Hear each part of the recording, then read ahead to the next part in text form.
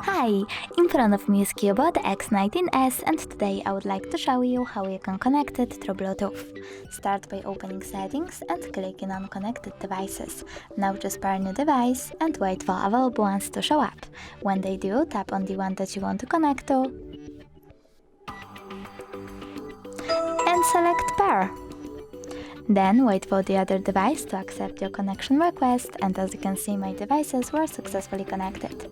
If you wish to forget this connection, you can always go back, tap on connected devices again, choose previously connected devices and tap on the gear icon next to chosen device.